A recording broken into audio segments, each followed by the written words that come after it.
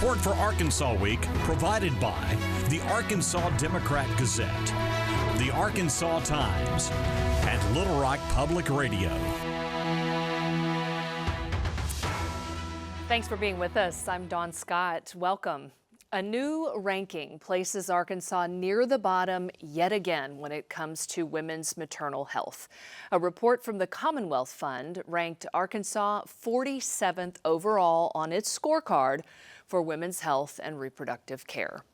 Joining me is Dr. Joe Thompson. He is the president and CEO of the Arkansas Center for Health Improvement, also referred to as ACHI, and we really appreciate you being here, Dr. Thompson. Thank you so much. Glad this to be with issue you. is so important to so many of us here in Arkansas. You're also a trained pediatrician, but you now lead the center at ACHI, and I just want to know your first initial reaction to this scorecard. Well, I think this is yet again a call to action, a wake-up call. Maternal mortality is a real challenge for our whole nation. I mean, our nation does not do well by its delivering moms. We have twice the maternal mortality rate of the next developed country. Our state is twice that of the national rate.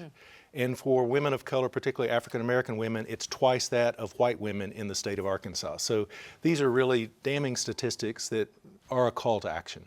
Well, it's embarrassing, too, that we are, a leading nation of the world, obviously, and that we're having these problems. And spend more than any other Yes. nation on our healthcare system. So what's the problem?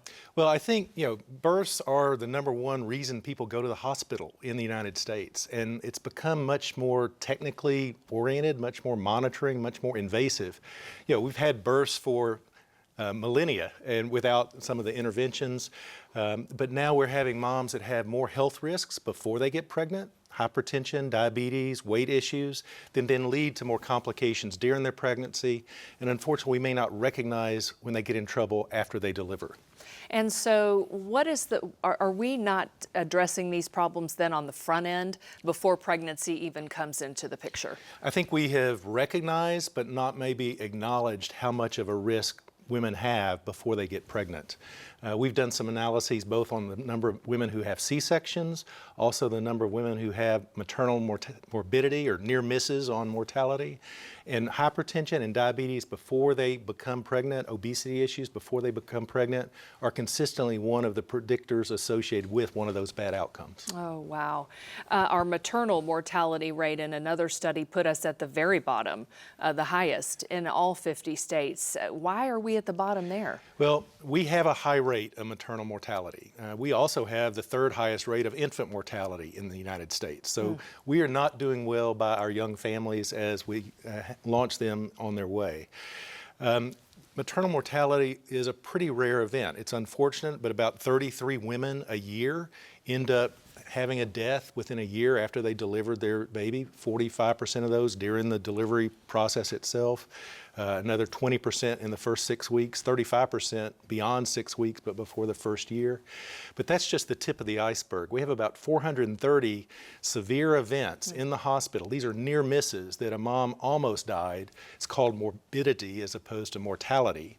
But we have about 430 severe maternal morbidity events in the first year after women deliver. Those are the near misses that we really need to pay attention to and look for ways to intervene to lower the death rate.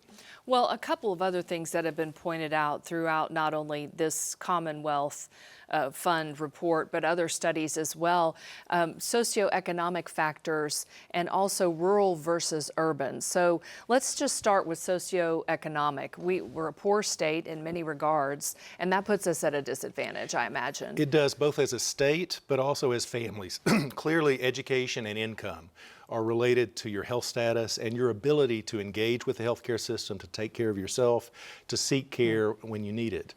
You also mentioned we're a rural state, so we have 49 counties that do not have a birthing hospital, which means that mom has to have transportation to get to prenatal care visits, as well as transportation when she starts going into labor to get to the hospital in a timely way. Well, it seems socioeconomic combined with rural and the lack of birthing centers is just a perfect storm to put us where we are. It is, and our healthcare system is under duress also. We've had 4 rural hospitals that were birthing centers ceased delivering babies in their hospitals.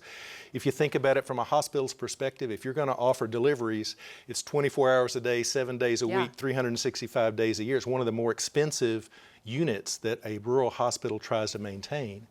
Every community wants their hospital to be a birthing hospital, but it's financially very difficult and increasingly challenging for many of our rural hospitals to be able to support that service. So what do we do? I mean, how can we get services to those people in the rural areas, to the people who seem to need it the most? You know, I think our center is coming in with recommendations. The governor has a new effort underway to try to focus on this, and I know she's got a broad group that we are working with also under Secretary Mallory and Secretary Putnam's leadership. I think there's several opportunities and several really needs. One is on our healthcare provider side, we need to sustain those providers that are out there and delivering now. We need to help them stay in the delivery mode, help those hospitals that are birthing centers maintain that. It could be different financing strategies. It could be different support strategies. It could be, adding new types of providers. There's discussion underway about, adding a nurse midwife program to actually enhance the number of providers that can help our physicians in delivering.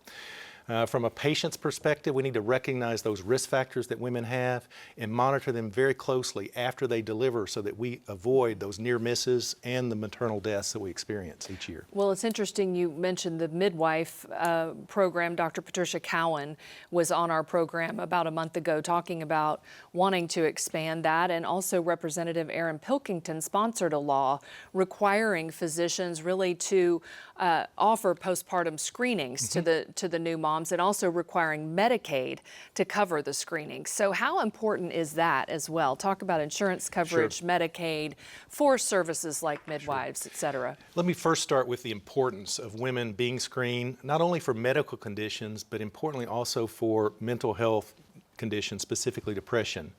Almost 30% of pregnant moms go through depression within the year after they deliver a baby. It's part of the hormonal challenges and the rebalancing and the stress and strain of having a new baby. I don't know what your experience was, but many of those that I know have had that.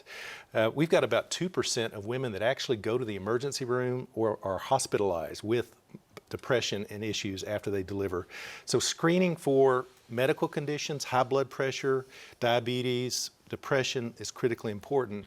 But to get screened, you've got to have insurance coverage. And our state is the last state really to have a limit of 60 days of Medicaid coverage for women after they deliver. Now, we have mechanisms to offer those women coverage through our Medicaid expansion, but we've got to help women transit across from Medicaid coverage, which covers most pregnancies in the state, into the qualified health plans that we cover in the Medicaid expansion. That's a transition, that's a new enrollment, that's a process that 6 weeks after you've delivered a baby may not be the top thing on your priority list. And we've got to help moms transit that much more successfully. Well, and just on a very basic level, if you're telling me that birthing centers aren't existing in several counties, then there's an access issue too, to even get to a healthcare provider who can monitor you while you're going through this. We really need to support our family physicians that are really statewide, even in areas that don't have birthing centers, to do the prenatal care, to do the follow-on care. It doesn't have to be the physician that delivered the baby at the birthing hospital, but we need to wrap those services around. The health department does a great job with prenatal care early in pregnancies, but we really need all those providers start working together and really wrap around moms as they go through this birthing journey. You know, we've just kind of hated on our state about this. Is there anything that we're doing well right now when it comes to maternal health? I think Arkansas has a history of coming together to solve problems. We did it with the trauma system. We've done it with heart attacks and strokes, to have a system that responds quickly. I think we have an opportunity now to put that in place for moms in their pregnancies. It will look different because we have some emergencies during the delivery itself, but we have many more challenges in the year following the delivery, and we need to pay attention to that. I think we've looked at moms as a healthy aspect and assumed everything's going to be okay. We have resources that we need now to deploy to make sure that they're okay, not just assume that they're okay, and to find those that are in a difficult situation. If we as a nation, Dr. Thompson, are not in a great position when it comes to maternal health, how much as a state, can we count on our federal government to help? Or is this just going to have to be a grassroots, from the ground up effort here in Arkansas to make this better? Well, you're correct. Nationwide, the federal government, either through Medicare for our seniors or through Medicaid for many of our pregnant moms or poor families, is the primary financial source for health care. Then we have commercial insurance, and we have self-insured large companies that provide insurance. But almost all health care is determined locally. We license providers locally. We run our Medicaid program locally. We have our insurance programs that are local. So this is really about our state figuring out what the problems are, putting solutions in place, and then monitoring to make sure that those solutions address the need. Any other research that you've come across that we haven't discussed so far? Yeah, we talked about doulas, which I think are not clinical providers, but coaches for moms. We have first-time moms that we don't have the multi-generational family relationships anymore, so doulas can be an important source of information and guidance for our moms. We talked about coverage. We also have an incredible challenge with teen pregnancy. We have 600 teens less than 17 years of age, or 17 or under, that deliver each year, more than 115 or under that deliver each year. About 50% of those have another baby within the next 2 to 3 years. So this really takes them out of their educational path, takes them out of their economic stair-step path. Long-acting contraceptives, once an individual has proven that they are sexually active, is an incredibly important opportunity for us to break that pattern. And of course, I would encourage families across our state, we need to talk to our young teens, boys and girls, about how contraception works and how reproduction happens. We're not having enough of those conversations. Wow. Any final thoughts as we wrap this segment up, Dr. Thompson, with ACI? We want to hear just what your final thoughts are. I would just encourage not only our clinical community, but our faith-based community, others across our state. If a mom is expressing concerns, if a mom doesn't feel good, listen to them and take action.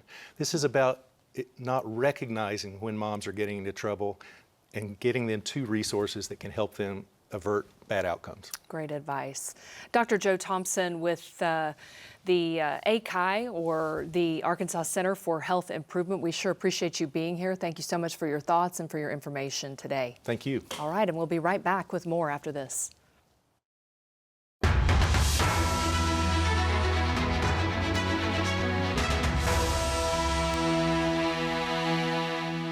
Welcome back to the program. Again, I'm Dawn Scott. 3 proposals for a new farm bill are under consideration by Congress, though passage this year is considered a long shot.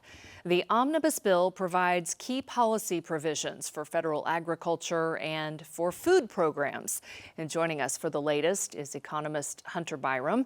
He is with the University of Arkansas's Division of Agriculture, and we appreciate you once again joining us. Happy to be here. Well, you joined us on the program 6 weeks ago, in the days after Senator John Boozman unveiled his own proposal, and it's been essentially 10 years since a new farm bill was passed. So a new one typically approved, isn't it, every 5 or 6 years? Every 5 years tends to be the target. So what's the latest of the 3 competing proposals right now? So the latest is there has been probably no movement since I was here 6 weeks ago. It seems to be part of a standstill right now. So just as a quick update, the House Ag Committee were able to pass the Chairman Thompson proposal out of committee. So it's ready to go to the floor. Now on the Senate side, we have these 2 proposals, one from our senior senator from Arkansas, John Boozman, then we have Debbie Stabenow from Michigan. And, Senator Stabenow is the chairwoman, while the senior senator from Arkansas is the ranking member. And so they have 2 different proposals, which, more or less, I guess, the Boozman and Stabenow proposals that have come out of more like frameworks, because at least on the House side, we have seen that language, but on the Stabenow side, we've seen a percentage change in some of these programs, and in the Boozman framework, we've also seen a few proposed percentage changes, not as much of that explicit writing out compared to the House proposal, for instance. Well, for viewers who may not have been with us 6 weeks ago. Let's go over a little bit of the proposals, just the key differences between the three. Sure. So in my area, I work more in production economics for agriculture. So I'll focus more on the farm safety net, and that's where the key differences I think arise. So in the House version, like I mentioned with Chairman Thompson, he is proposing anywhere from a 10 to 20% increase in the statutory reference price. Now, all you got to know is this is going to, just think of this as a farm support. So when those input costs get really high and farmers aren't able to cover them with the crop prices that we currently have, which the market, by the way, right now is not very great, these supports, these target prices or these price supports will help these farmers continue to farm more or less. So that's all I mean whenever I talk about that reference price. Okay. So the Thompson proposal is anywhere from a 10 to 20% increase in that target price, whereas with Senator Stabenow's proposal, it's about a 5% increase. And that's all that I've seen is 5%. And then on the Bozeman proposal, they're talking about maybe about a 15% increase for all the crops. So you can already see that 10 to 20% versus 5% and 15% versus 5%, some pretty big differences. Pretty big differences for our farmers here in the state. Indeed. The Division of Agriculture has been evaluating. You're assessing each. Is there one that you favor more than the other, or you just want as much support as you can get? So at the end of the day, we don't want these programs to be just straight income transfers. Sure. At the heart, these programs are risk management programs. And these programs, originally, they were intended and still are, should be intended to just help farmers continue to farm. We're not trying to line pockets. You know, people that are writing policies, it's not about lining pockets. It's about farmers continuing to farm. And so what I look at in the analysis that we do is, okay, here's our net farm income situation by county for each crop enterprise. Here are these three proposals, and here are the changes in the payments under these proposals given where net farm income currently lies. And so we look at the differences in how these payments are greater than or less than compared amongst one another. But what about at the state level? What about by county and by crop? So what we find, just more or less what we find is the Chairman Thompson proposal from the House and the Senator Bozeman proposal from the Senate Ag Committee, those offer the strongest farm safety net for Arkansas producers. So we're talking about rice, long grain and medium grain. We're talking about corn, we're talking about soybeans, winter wheat, peanuts, and cotton. Well, you talk about this net farm income, but why not just a payment per acre? That's a great question. I get that all the time. So when we think about just the payments, that's what CBO does. CBO, they are trying to score these policies. What I'm looking at is, do these programs achieve that goal of helping to stabilize farm income? Can these farmers continue to farm given these safety net proposals? And so in light of revenue minus cost, you know, revenue, there needs to be at least zero, you know, revenue minus cost. But also, what about revenue slightly above cost? We definitely don't want to be looking at anything below cost, because that can drive people out of business. So at the end of the day, we want to look at how these proposals fare in light of net farm income and keeping farmers farming. And do you account for the difference between planted acres and base acres? Yeah, we absolutely do. And so for those who are less familiar with planted acres and base acres are what we see year to year. So there's going to be a farmer who's going to go out and say, I'm going to plant 200 acres of corn. You're going to see that. But base acres you might not see. So base acres are just a measure of acreage. It's based on historical plantings. And so those base acres are acres upon which these payments are going to be made. They're not always going to be the same as planted. So that's why this is such an important question. Is because planted acres may be 200, but base acres may only be 100, or it could be 300 or 400, just based on those historical plantings. And those base acres don't change. Planted acres can change year to year, but those base acres, once they're established, they're established. And so we account for that in this. We do account for that. Is there a proposal, in your opinion, with a stronger safety net for Arkansas producers, say? So overall, Chairman Thompson's proposal offers the strongest safety net, but I answer that with a caveat. So the Bozeman proposal, just in light of how we do this, offers, you know, is following very closely behind Thompson, but that's only because in the framework, the Bozeman proposal offers that 15% increase across all the crops, whereas we actually have by crop with Thompson's legislation what those changes look like. Wow. Okay. You know, we're looking at 10 to 20% with Thompson versus 15% across all crops for Senator Bozeman. And so depending on that by crop increase versus this increase across all crops, you're going to see some differences. But I mean, they're pretty much, I mean, they are very similar, I will say. They're very similar, with Thompson, from what I'm seeing, showing to be just slightly stronger than Senator Bozeman's. So interesting. Both of Arkansas senators said last week that the passage this year is really unlikely. It's a key safety net for agriculture, though, and it's Arkansas's, of course, largest industry. So I'm curious, in your opinion, specifically, what the ramifications are if it's not passed. I think it's very serious. This year, crop prices are very low. I mean, a couple of years ago, we could say, yeah, crop prices were relatively good, and even in light of cost, they were relatively good. But, I mean, we're looking at historically low prices this year, and no signs of, will demand drive prices up? If anything, I'm looking at how much supply are we going to have, how much production are we going to have that may drive that price down. So it's very serious. So what are some things that could be done? There could be an extension of the current 2018 Farm Bill, which to me is just in essence a version of the 2014 Farm Bill. So we could get another extension of the 18 Farm Bill, but there could also be some opportunity to get into the CCC, or the Commodity Credit Corporation funds, to be able to help farmers continue to farm while the current Farm Bill is being debated.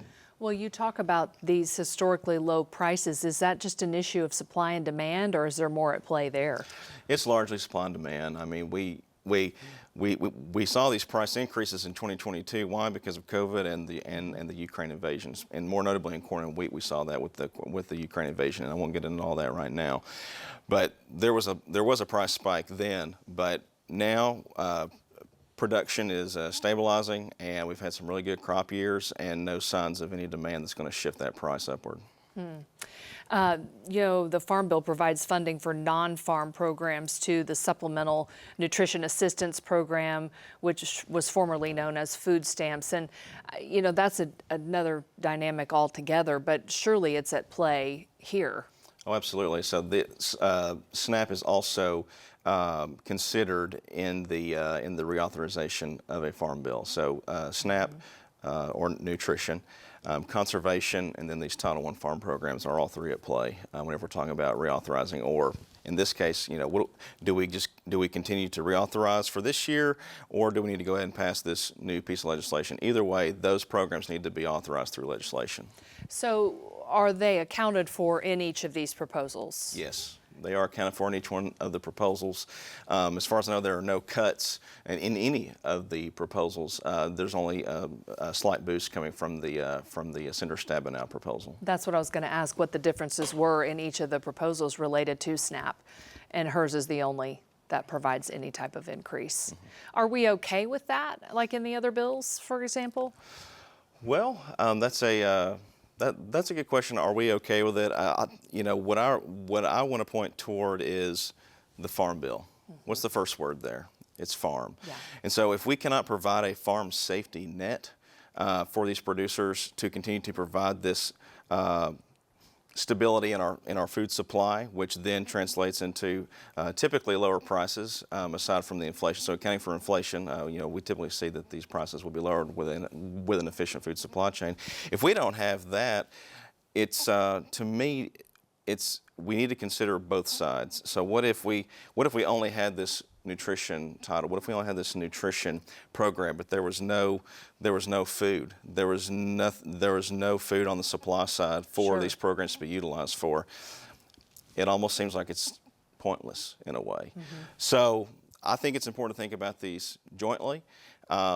I think it's important to think about that at the heart, this legislation stems back all the way to 1933. All the way, the Farm Bill started in 1933, and every year we have tried to figure out how can we continue to keep our farmers farming, and through that, and just through the political process and the policymaking process, we've seen the food portion of that get larger over time. But we're seeing that you need both to pass the Farm Bill. To pass the Farm Bill. You mentioned some contingency plans if the bill doesn't pass, just maybe they extend 2018, maybe they don't. I mean, what then?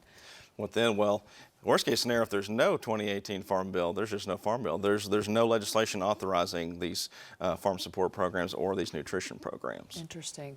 Wow. What else, in your opinion, is worth watching as the debate plays out on Capitol Hill? Well, we need to see what happens with the election. You know, every House seat is open. There are 33 Senate seats with 7 or 8 that are more of a toss-up right now. But 33 Senate seats open. This hasn't happened. I can't remember what year it was. It's been several years since we've had this many Senate seats open and every House seat open. And so you have those two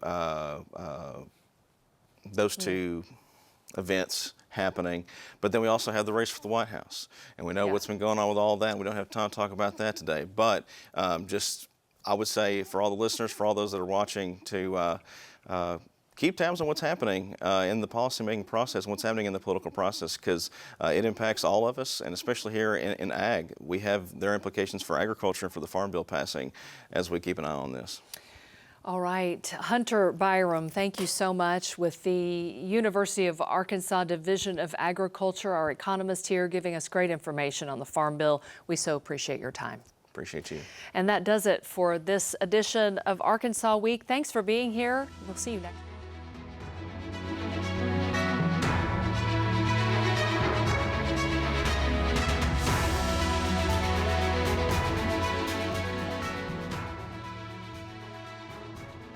Support for Arkansas Week provided by the Arkansas Democrat Gazette, the Arkansas Times, and Little Rock Public Radio.